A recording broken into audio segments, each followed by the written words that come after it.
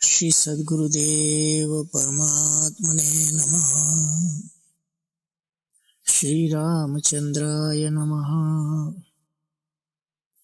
सुखी रहने की युक्ति, तो सुख क्या है ये भी समझो। प्रश्न कभी होता है कि कहते हैं सुखी रहो और सुखी रखो, तो फिर इसकी युक्ति क्या है? तो सुनिए, सुख देना ही सुखी रहने की युक्ति है। अपनी ओर से जितना बने दूसरों को उतना सुख दो। जिस तरह कुएं में से जितना जितना पानी हम निकालते जाते हैं, उतना पानी उसमें और आता जाता है। उसी तरह आप अपने हृदय में से जितना सुख निकालेंगे और बाहर बांटेंगे, उतना ही सुख आपके हृदय में और प्रकट हो जाएगा। सुखमख्यात मनोरूपम, असल में अपने आत्मा का स्वरूप ही सुख है। वो कभी घटेगा नहीं, उसका नया नया रूप अंतःकरण में प्रकट होता जाएगा। सुख देना ही सुखी होने का उपाय है। अब देखो, सुख माने क्या? सुख माने हृदय आकाश की सुंदरता। सुष्टुक सुख, सुष्टुकम यस्मात्, अपना हृदय आकाश जिससे निर्मल रहे। जैसे जब आकाश में बादल छाए रहते हैं, आंधी आती है, गर्मी पड़ती है, तो आकाश कैसा गंदला गंदला मालूम पड़ता है। और जब आकाश में न बादल होते हैं, न आंधी होती है और न गर्मी होती है, तो आकाश कैसा स्वच्छ निर्मल होता है।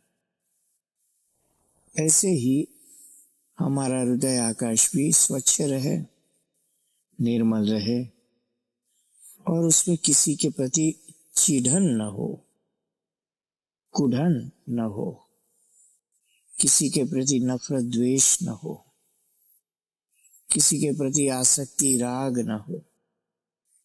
जैसे हम शरीर को नॉर्मल रखना पसंद करते हैं, वैसे ही हमारा हृदय भी नॉर्मल रहे, और न यह दाएं झुके न बाएं झुके, बस सीधा सीधा भगवान के साथ जुड़ा रहे, और जो भगवान की ओर से आए उसको सिर झुकाकर स्वीकार करता जाए।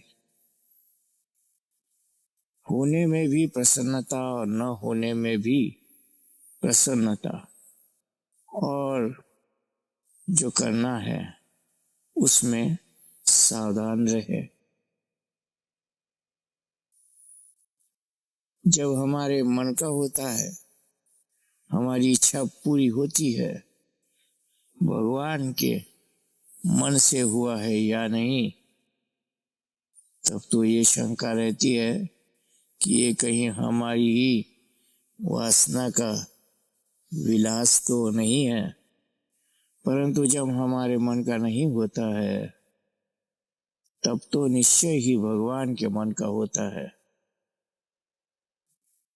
उस समय हमें सोचना चाहिए कि भगवान हमें इतना प्यार करते हैं कि हमारी जिद न मानकर, हमारे मन की न मानकर अपने मन का करते हैं।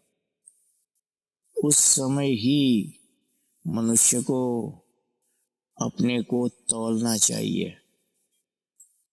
अपने मन का होने पर जितना सुखी होते हैं, उससे अधिक सुखी अपने प्यारे के मन का होने से होना चाहिए।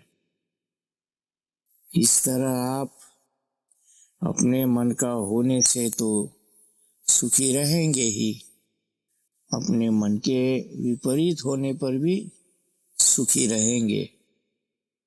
अब आप स्वयं सुखी रहिए, दूसरे को सुखी रखिए, सुखी कीजिए।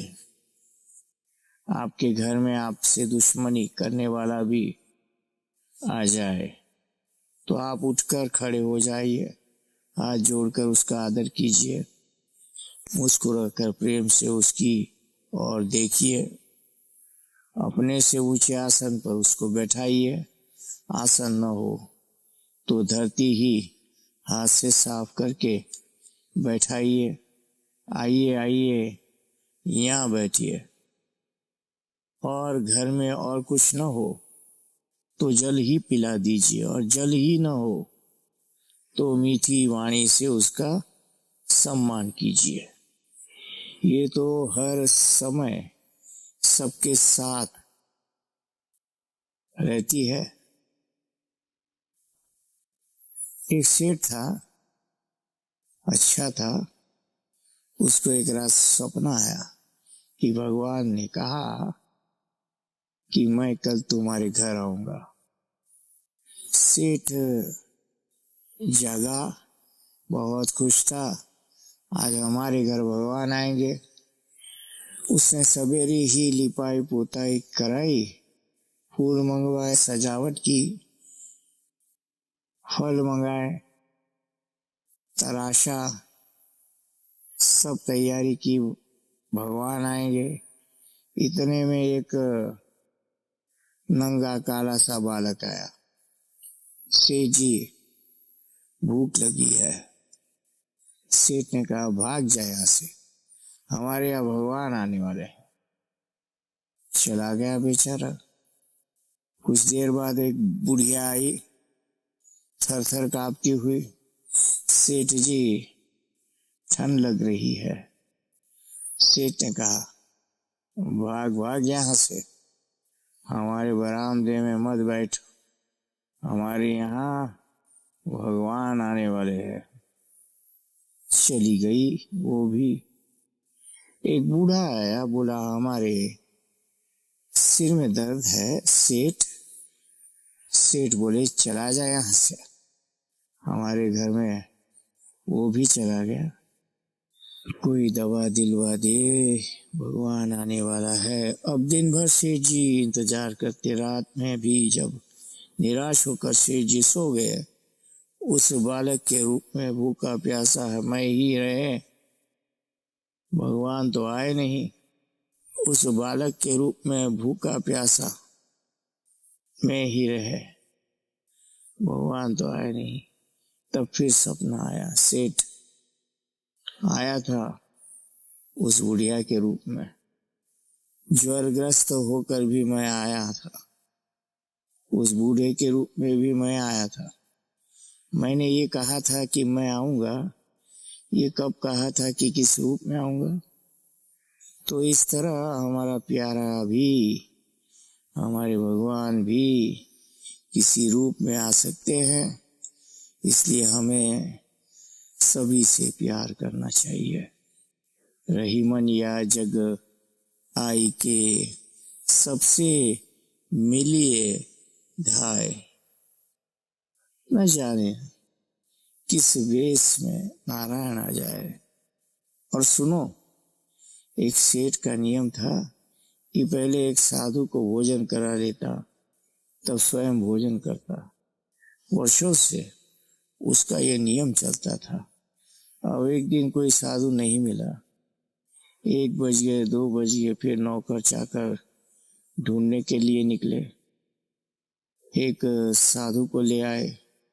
साधु देखने में स्वस्थ था, सुंदर था, प्रसन्न था और बड़ी उम्र का था।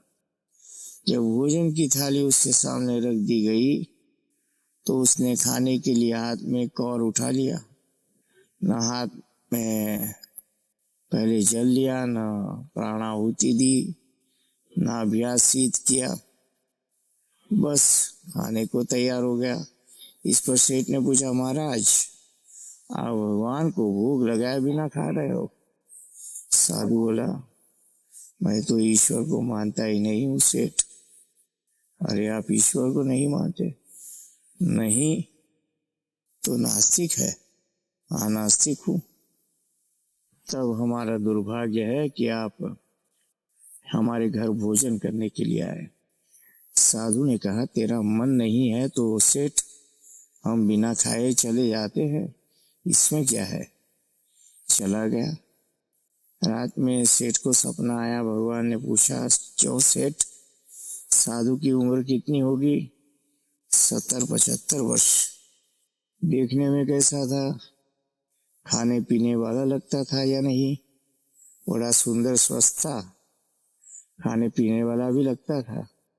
तो बोले, भगवान मैं 70 वर्ष तक जिसे रोज खाना दिया, पानी दिया, कपड़ा दिया, अपनी गोद में सुलाया, अपनी आँख से जिसे रोशनी दी, सूर्य चंद्रमा, अपनी सांस जो वायु है से जिसे प्राण दिया, अपनी धरती पर जिसे रखा, और जिसके हृदय में मैं 70 वर्ष तक बैठा रहा, उसको तुम एक वक्त का खाना नहीं दे सके, तुम कैसे मेरे भक्त हो? लानत है तुम पर। तो भाई मेरे, सुखी रहने का उपाय यही है कि अपने हृदय में जो दोष दुर्गुण है उनको यथाशक्ति निकालते चलो, और बुराई से बचो और अच्छाई को बांटो। तुम्हारे जीवन में सुख ही सुख आ जाएगा। जय सिया राम, जय सद्गुरुदेव।